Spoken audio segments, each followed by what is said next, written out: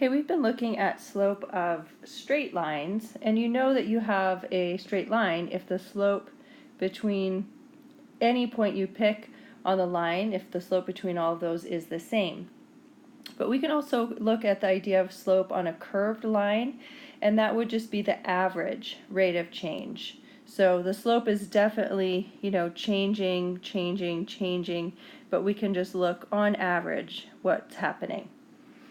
Okay, now there's something called a secant line, and that just goes through a curve and it hits it in two different places. So if we're looking at the average rate of change on this parabola, we can just look at the slope of a straight line of that secant. Okay, so the slope would be 2 minus 6, the change in y, and then 5 minus 1, the change in x.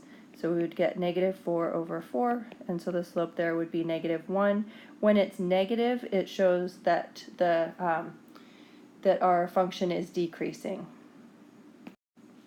Okay, let's do a couple more. If we're looking at the average rate of change between these 2 points from negative 1.50 to 0.2, that would give us the change in y's would be 2 minus 0, and the change in x's would be 0 minus a negative 1.5. So we'd get 2 over 1.5, which is kind of an awkward fraction.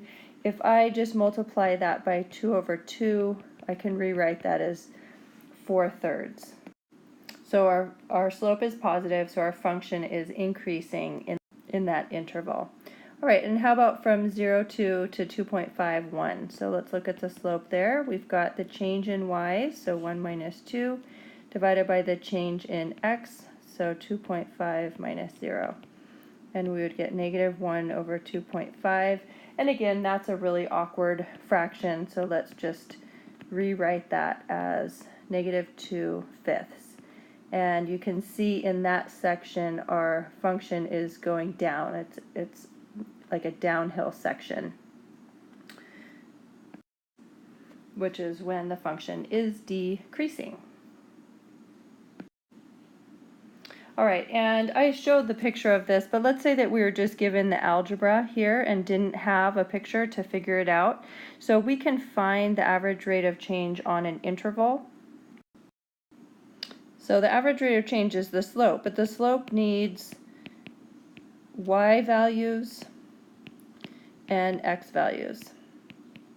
We have the x values, so here's where we started, so that's x1, and here's where we end on our interval, there's x2, so we would be 1 minus a negative 2. But what about the y values?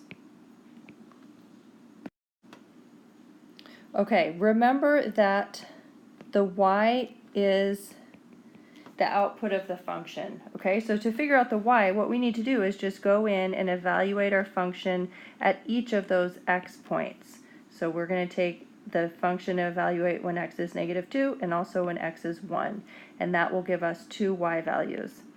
Okay, so we go into our function. Every time we meet an x, we replace it with negative 2. So I would get the square root of 1, which is 1. So y equals 1.